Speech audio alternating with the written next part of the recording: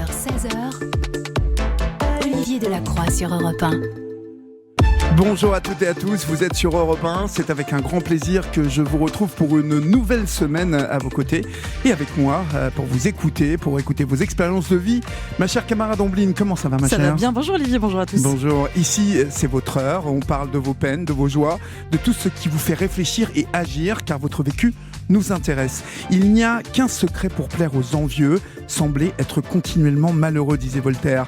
Avoir une promotion, réussir sa vie de famille, gagner de l'argent, cela peut faire des jaloux. La réussite de l'un peut rendre envieux l'autre, parfois même au sein de sa propre famille. Alors que la réussite devrait inspirer, elle dérange et peut être mal interprétée. Pour certains qui en sont témoins, elle crée de la frustration. Pour d'autres, elle tient à distance, soit parce qu'on ne se sent pas à la hauteur, soit parce qu'on est renvoyé face à ses propres échecs. Pourquoi la réussite ne réjouit pas forcément ? Peut-on transformer la jalousie en un moteur pour avancer ? Comment se préserver des médisances et des envieux quand la réussite dérange ? C'est notre sujet d'Europe 1 d'aujourd'hui sur Europe 1. Nous attendons vos témoignages, vos histoires. Nous sommes là pour vous écouter. Et on vous écoute au standard d'Europe 1. N'hésitez pas à composer le 39 21, 50 centimes la minute pour nous écrire Twitter, hashtag Europe 1 et évidemment via le groupe de l'émission sur la page Facebook d'Europe 1. 15h-16h, partageons nos expériences de vie avec Olivier Delacroix sur Europe 1. Et nous accueillons Jordan sur l'antenne d'Europe 1. Bonjour Jordan. Bonjour Olivier, bonjour à toute l'équipe. Bonjour, quel âge avez-vous et d'où nous appelez-vous ? Alors j'ai 37 ans et je suis des Yvelines, plus particulièrement d'à côté de Versailles. D'accord. Alors Jordan, nous allons voir avec vous combien votre réussite vous a valu de nombreuses remarques, aussi bien dans votre cercle professionnel que de la part de votre cercle personnel. En 2012, vous avez eu envie de quitter votre travail pour vous lancer à votre compte. Ça a commencé par un blog. Dans quel domaine exactement ? Alors c'était un blog à la base dans lequel j'ai inscrit toutes mes progressions et puis tout naturellement il y a une communauté qui a commencé à se créer autour de ces progressions-là et ma progression c'était dans le cadre de l'atteinte d'un objectif qui était de changer de vie en 365 jours à la suite d'un burn-out parce que j'ai fait le classique burn-out. Oui. Donc je me suis promis une chose parce que si à 30 ans je fais un burn-out, je me dis qu'est-ce que ça va être à 35, 40 ou 50 ans. Donc j'ai décidé de prendre la décision de changer de vie et c'est passé par une autre forme de travail qui est l'entrepreneuriat. Alors c'est un super beau projet de changer de vie. Il faut avoir du courage, il faut avoir de l'énergie, surtout quand on sort d'un burn-out, comme vous le dites. Comment ont réagi d'abord vos collègues de travail lorsqu'ils ont pris connaissance de ce blog ? Alors, certains collègues de travail, ils ont trouvé ça rigolo. Bon, il y en a quelques-uns qui associaient ça à l'époque au Skyblog, alors que c'était un vrai site en soi, avec des articles, des billets d'articles. Et j'avais un collègue en plus particulièrement qui me disait de toute façon ça sert à rien du tout de ce que je suis en train de faire, ma démarche elle ne sert à rien, dans un an je serai toujours là. Et ironiquement, c'était une personne qui elle aussi passait dans tous les bureaux pour raconter que dans 6 mois elle serait plus dans cette boîte et qu'elle serait prof de sport de combat au Canada. Or en l'occurrence, juillet 2013, moi j'ai quitté la boîte, lui il était toujours là. Mmh. Votre blog a eu du succès pratiquement immédiatement, mais on vous a dit que vous vous berciez d'illusions, comme vous venez de le dire, de ce collègue qui, lui, est resté dans la boîte et que vous n'y arriverez pas. Comment expliquez-vous de telles remarques et si peu de soutien face à un projet qui est somme toute séduisant et puis, j'ai envie de dire, qui ne fait mal à personne ? Moi, je pense que d'une certaine manière, ça les renvoie à eux-mêmes, parce que moi j'ai tendance à dire que il y a une forme de contradiction entre le jugement social qu'on va poser et puis l'envie de la personne. C'est-à-dire que le Français, il est comme tout le monde, il a envie de réussir, il a envie de changer de vie, il a envie de faire de l'argent. Il veut un peu tout. Il veut un peu tout, le Français. C'est ça. Mais par culpabilité ou par peur ou même parfois par flemme, on va pas le faire. Et ce qui a sa portée, c'est les reproches à l'encontre de ceux qui réussissent. Et ça les renvoie, ce que je disais tout à l'heure, ça les renvoie d'une certaine manière à leurs propres conditions, oui, à leurs propres manquements vis-à-vis d'eux-mêmes. Donc il va projeter sur lui, enfin sur les autres personnes quelque chose qui est refoulé en lui, et être jaloux de ceux qui ont ce que l'on n'a pas d'une certaine manière. C'est assez étonnant ce que vous racontez parce que ça me fait penser à un joueur de foot qui était le capitaine de l'équipe de France et qui s'est cassé le tendon d'Achille qui jouait à Arsenal. Alors son nom m'échappe, mais qui un jour avait témoigné après la Coupe du Monde et qui évoquait combien en fait, il aurait souhaité que son équipe ne soit pas championne du monde et que ça lui avait créé vraiment une frustration. Et ça me fait penser un peu à votre histoire, ça. C'est-à-dire des gens qui ne se réjouissent pas de la réussite des proches, puisque on voit que dans votre cercle personnel, ça a aussi dérangé. Et votre conjointe, qui n'y croyait pas du tout non plus, elle vous disait quoi ? Alors mon ex-conjointe, hein. Votre ex-conjointe, oui. Ouais. En fait, elle me disait ce que la plupart des personnes que j'accompagne aujourd'hui, parce que je suis coach en reconversion professionnelle, et ça arrive que beaucoup de personnes que j'accompagne aujourd'hui vivent la jalousie ou se retrouvent, en général, la jalousie, elle se retrouve sur le chemin des personnes qui ont des projets de reconversion professionnelle.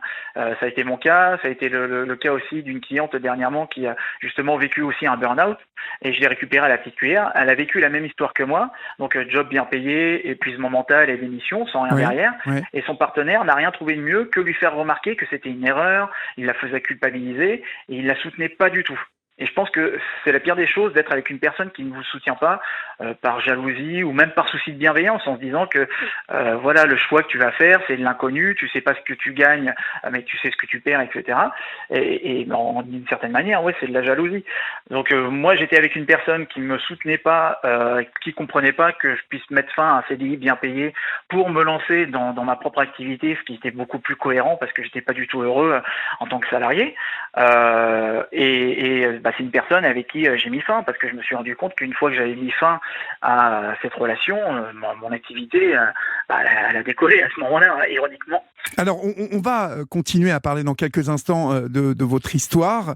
Nous allons voir que vous avez eu peu de soutien de la part de votre frère aussi, de cette conjointe, parce qu'on en reparlera, parce que elle vous disait même que vous ne méritiez pas votre réussite. Alors j'aimerais que vous m'expliquiez quelle explication elle vous donnait à l'époque, et puis on parlera de l'ambition et du courage qui était le vôtre, mais qui semblait déranger. On se reparle d'ici quelques instants, Jordan. Europe 1. Quand la réussite dérange et dérange parfois nos proches, c'est ce qui vous est arrivé. Vous nous racontez votre histoire, votre parcours au 39 21 pour nous envoyer vos messages. Il y a le groupe de l'émission sur la page Facebook d'Europe 1. Olivier Delacroix sur Europe 1.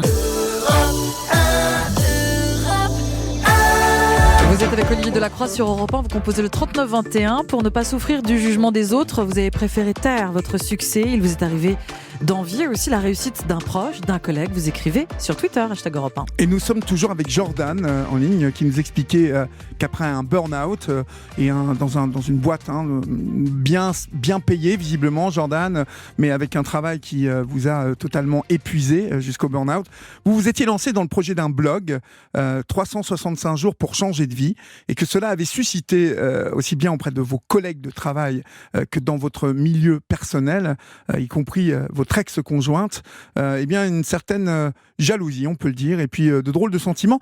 Lorsqu'elle vous disait, cette conjointe, que votre ex-conjointe, que vous ne méritiez pas votre réussite, je trouve ça assez formidable, ne pas mériter votre réussite. Elle entendait quoi par là ? Écoute, ça c'est quelque chose qui est, à mon avis, de mes souvenirs, en gros, elle me faisait le reproche d'avoir des facilités. C'est-à-dire que je pense qu'on sera tous d'accord, on a trop tendance à se dire que pour réussir, il faut se taper la tête contre les murs, il faut que ça soit difficile, etc. Or, en l'occurrence, pendant toute la période où j'ai développé des compétences techniques ou des connaissances pour faire naître un blog et puis toute une communauté autour, je m'en suis servi pour pouvoir lancer ma propre activité. Ouais. Donc j'avais eu certaines facilités pour obtenir des résultats. Au bout de 2 mois, j'avais déjà mon premier client, etc. Mais c'était pas suffisamment pour elle. Et au lieu d'être dans l'encouragement ou d'être heureuse par rapport à ce qui m'arrivait de bien, par rapport à mes résultats, c'était toujours des remarques. Quand est-ce que tu te payes ? Quand est-ce que tu te mets à te verser un salaire décent, etc. Donc il n'y avait jamais de célébration de mes avancées.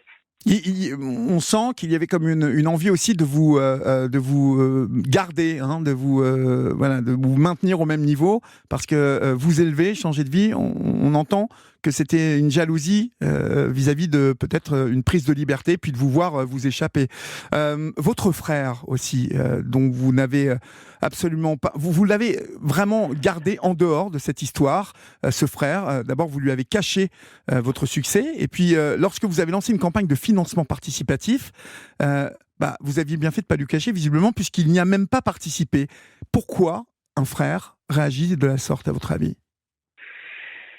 Bon, peut-être parce qu'il a toujours infantilisé, que ça le faisait bizarre aussi de voir que son petit frère obtenait des rendez-vous avec des entreprises ou obtenait des résultats. Après, comme beaucoup de personnes, moi j'ai toujours eu des projets, j'ai toujours eu des objectifs et j'ai toujours été très actif et je me laissais jamais abattre. C'est important de développer, je pense, et c'est ça le plus important, c'est de développer une capacité de résilience, une capacité de rebondir. Et c'est ça aussi qui fait la force, parce que je vais souvent au Québec et c'est ça aussi que j'ai retenu des Québécois parce que je m'étais formé là-bas. Donc c'est important de toujours avoir de nouvelles idées, trouver des solutions et voir les choses d'une manière objective. Et mon frère, je me souviens, je lui avais pas dit que j'avais un blog au moment où j'avais commencé à bloguer. Par contre, je lui ai dit peut-être 8 mois plus tard, quand je lui ai dit, et je savais très bien qu'il allait avoir une réaction comme ça, il s'est un peu moqué de moi en disant t'as un blog toi. Mais quand je lui ai dit qu'il me rapportait tant par mois, là ça l'a fait réfléchir. Mais si j'avais vraiment quelque chose de très important à dire sur le fait de parler de ses intentions d'entreprendre quelque chose, de se lancer dans un projet, c'est qu'il faut pas en parler à n'importe qui. Oui. C'est-à-dire que la plupart du temps, les personnes elles se dégonflent quand elles parlent de leur projet. Alors ça dépend où, Jordan, parce que vous dites, vous faites référence au Québec, donc parce que vous êtes parti plusieurs fois au Canada pour apprendre votre nouveau métier, et vous dites que là-bas, le rapport à la réussite et à l'argent est tout autre. Comme aux États-Unis d'ailleurs, les gens semblent décomplexés et beaucoup plus ouverts à l'entreprise, entreprendre, avoir des idées et puis réussir. Est-ce que vous diriez qu'aujourd'hui ça vous a forgé cet esprit de compétition et puis d'entrepreneuriat et puis de réussite surtout, qui n'est pas critiqué aux États-Unis ou au Canada, mais qui est plutôt admiré, parce que j'ai l'impression que la réussite, on peut parler d'argent au Canada. Alors qu'en France, oui, on peut parler d'argent. Alors qu'en France, non, pas du tout. Ouais, après, je pense qu'on fait tous un peu le même constat. Il n'y a pas que ça, mais de manière simpliste, c'est la culture catholique qui rend suspect toute forme de succès et de réussite. Ce qui est l'inverse de la culture protestante. Enfin, ils sont pas tous protestants au Québec. Il y a une petite partie, mais ils le sont beaucoup aux États-Unis et qui eux valorisent le succès et la réussite. Donc, si tu réussis, c'est un don de Dieu d'une certaine manière. Alors qu'en France, c'est presque un péché. D'ailleurs, il n'y a qu'à aller voir la différence entre la manière de parler par rapport au Québec. Les Québécois, ils vont dire on va faire de l'argent, c'est la traduction de make money, alors qu'en France, on va dire on va gagner de l'argent, comme si l'argent, on ne le méritait pas, ou c'était quelque chose qui était vraiment sale. Alors que, faut bien être clair, la réussite, ça ne se limite pas uniquement qu'à l'argent, mais l'argent, c'est un indicateur de réussite. Moi, je sais que l'argent que je vais faire va me permettre de continuer à faire ce que j'ai envie de faire. Mais je pense que les gens ne sont pas des envieux de celui ou celle qui a vraiment de l'argent, mais de ceux et celles qui arrivent à se réaliser, à construire quelque chose en fonction de leurs désirs. Oui, il n'est pas que question d'argent dans la réussite, d'ailleurs, je l'évoquais au début de cette émission. D'autres sont jaloux de la réussite familiale, de la réussite tout court, en fait. On peut rencontrer des gens qui sont jaloux simplement que vous soyez heureux, que vous soyez optimiste. Nous faisions une émission l'autre jour, Ombline, là-dessus. Oui, des gens peuvent être jaloux de quelqu'un qui voit la partie pleine du verre plutôt que la partie vide. Ah, il est heureux. Ah, ça m'envoie à moi, avec mes petits problèmes, mes tout petits problèmes.